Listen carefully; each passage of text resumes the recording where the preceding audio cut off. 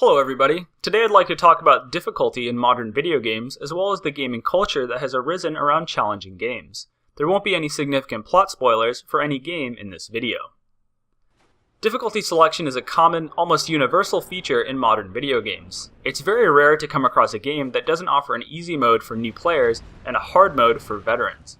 As common as it is, I consider these to be a controversial feature for a couple of reasons.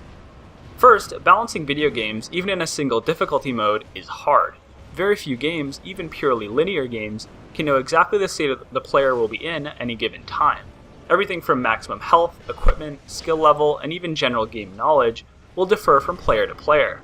This means that designing a game experience that is challenging, but not too challenging, is a hard problem.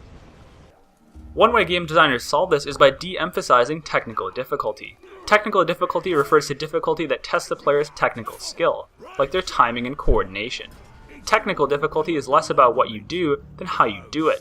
Strategic difficulty, in contrast, tests the player's ability to figure out what to do. As long as you do the right thing, the execution is less important. Technical difficulty is inherently more challenging for most players because the only way to win is to practice and improve your technical skills. It heavily favors veteran game players who have strong foundations in playing computer games. It's also much more unpredictable because your technical abilities are influenced by the progress you've made in the game. Getting killed in 3 hits is very different from getting killed in 4, even though the difference in stats might be minuscule. As a result, strategic difficulty is often emphasized. Dungeon crawling games in particular use this mindset. Players will navigate a dungeon, find an important item, and use it to beat the boss. Oftentimes, the only way to beat the boss is by using this important item. This is a win-win, because dungeon crawling games emphasize exploration and puzzle solving over technical mechanics, and it makes sense for this to carry over into the difficulty. Difficulty selection operates primarily on technical difficulty, raising or lowering values of variables in the game code to make the game harder or easier. As discussed, technical difficulty is both harder to attain, meaning players are unlikely to significantly improve their technical skills over the course of a single playthrough, and harder to balance for, meaning it's hard to determine what's fair and what's not. As a result, adding additional difficulty selectors such as easy or hard greatly increases the difficulty in balancing the game. Not only do you have to solve the hard problem of balancing technical difficulty, but you have to do it for every difficulty mode you introduce. The end result of this, unfortunately, is that adding more difficulty modes typically correlates with difficulty that's poorly balanced. Since difficulty isn't the point of most games, it's easier to bias toward easier than harder, so all difficulty modes end up being toned down. I think this is one of the primary reasons that longtime players like myself feel like video games are continuously getting easier. As designers add difficulty modes to appeal to more players, this ironically has the effect of making the overall difficulty of the game come down in order to not screw up the balance. This effect is typically compounded the longer a game runs for, because more skilled players' advantage over time steadily increases as they get better equipment and master the game faster. The result is that even if a game is hard at the beginning, it's typically very easy by the end because the difference between a skilled player and the community average has gone from negligible to massive. This gets into my next point, that difficulty selection makes it harder to deliver the desired game experience to the player. Jesse Schell, in his book The Art of Game Design, describes game experiences as follows. Quote, "When people play games, they have an experience. It is this experience that the designer cares about. Without the experience, the game is worthless." End quote. Viewed from this angle, difficulty selection seems to take us further away from the goal of delivering an experience. More modes means more testing means more balancing, and due to time constraints, all this leads to a more unbalanced product that is simultaneously less satisfying because it's much more difficult to deliver exactly the experience that you want to a player. A cinematic and satisfying end boss fight can easily teeter into either a merciless meat grinder or a cakewalk as a result of a number of variables that are impossible to predict. This is one of the reasons I prefer experience selection over difficulty selection. I don't know which game first introduced this, but I first encountered it in the Mass Effect series.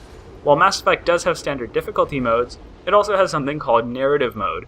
This effectively removes any challenge from the game, allowing the player to smoothly move through the story and experience it almost as an interactive movie. I loved this because it's not an easy mode. It simply removes part of the game to reach a larger audience. It doesn't affect the balance of the rest of the game because it doesn't deliver the entire game. It delivers just the narrative portion for players who are only interested in that. I have no interest in buying a $60 movie, but if the designers are happy to deliver a partial experience and players enjoy that partial experience, I have no problem with it because it doesn't affect the experience I have with the game. Experience selection aligns with one of the primary purposes of computer games, to deliver a compelling experience to players that less interactive mediums cannot. This is the bar by which I judge a game's difficulty. What does it accomplish? What experience does the difficulty deliver? Let's first start by saying that difficulty is not the point of all video games. It doesn't accomplish anything because it's not meant to accomplish anything. The Elder Scrolls series is a good example. The point of the games is to explore, roleplay, and enjoy the vast, vibrant world that Bethesda has crafted. No Elder Scrolls game has ever felt, at least to me, as being unbalanced in the difficulty department.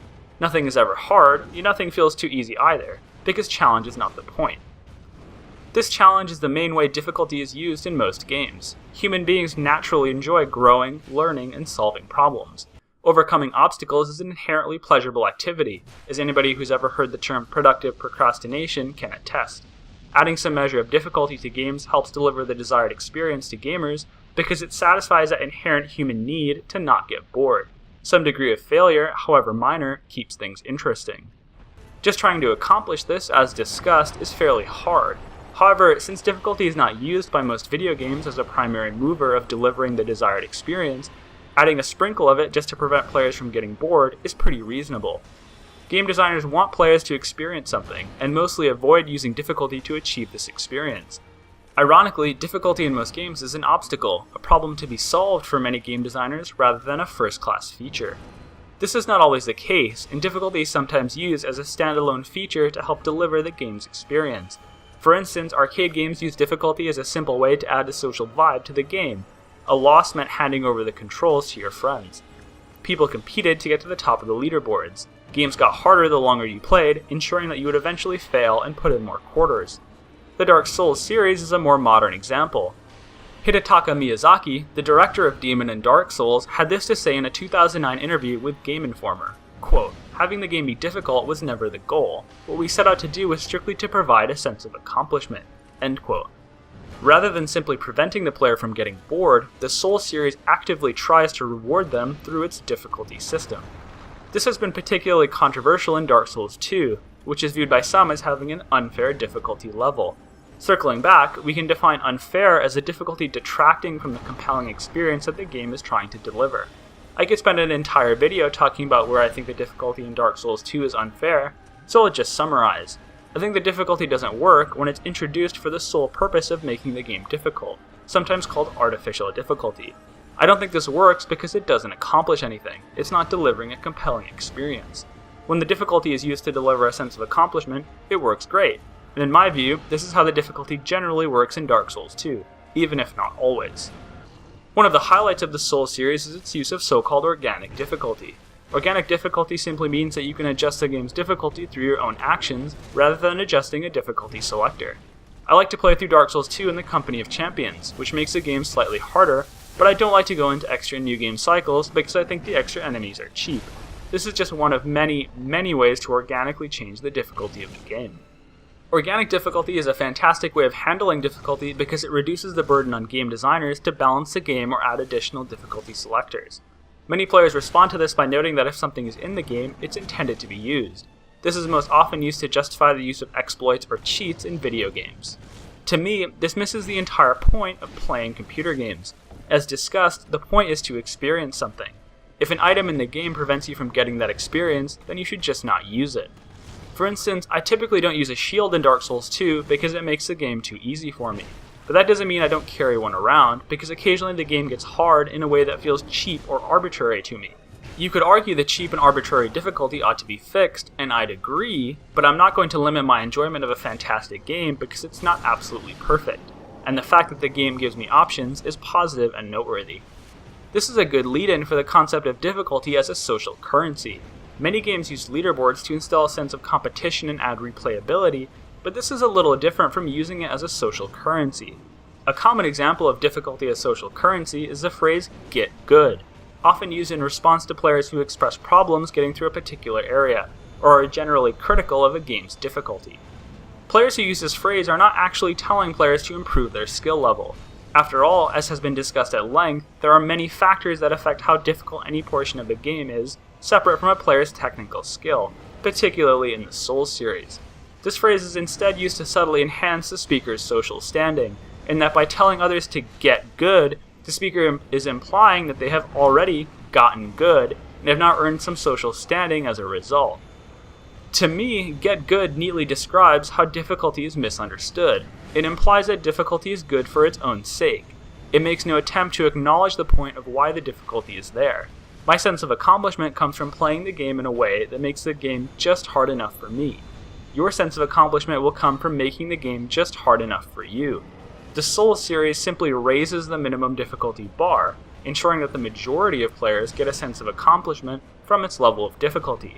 Even as it does this, it continuously rewards smart, methodical players, typically de-emphasizing technical execution. This is most frequently misused when criticizing a game for its accessibility. Accessibility is simply the ease by which players can participate in and enjoy a game. Accessibility and difficulty are not necessarily related. I can write a computer program that asks you to enter a number between 0 and 2 billion, and rewards you if you guess the number correctly. This is an extraordinarily accessible game. After all, anyone who can type can play, but it is also extraordinarily difficult to win. I would define accessibility as the entry cost to a game, how much you have to pay to enjoy it. Difficulty is the exit cost, how much you have to pay to complete it.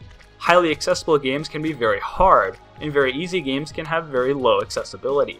In my view, accessibility is a noble goal that all game designers should strive toward. It maximizes the number of people who can achieve the experience the game is striving for. It can conflict with difficulty when difficulty is used to convey a specific experience, and in these cases I have no problem with making a game less accessible, but this should be done purposefully with explicit recognition of the trade-offs. Simply making a game harder doesn't have to make it more or less accessible, and vice versa. I'm not by any means claiming that this is an easy thing to do, I'm simply stating that it's doable, and has been done well before. The tutorial in Dark Souls 2 is obtuse and doesn't even explain all of the controls. No one would argue that this makes the game harder, but it does needlessly reduce its accessibility. Simply adding a more detailed tutorial and making it purely optional would solve this cleanly. To sum up, difficulty selectors are often problematic in games because they increase the difficulty in balancing the game, often resulting in a too easy experience for veteran players. Difficulty is often not a primary mechanism for delivering a game experience, so designers bias toward making games easier. Difficulty is often used as a minimum bar to prevent games from becoming boring rather than as a first-class feature. This is why I believe experienced selectors are a better alternative.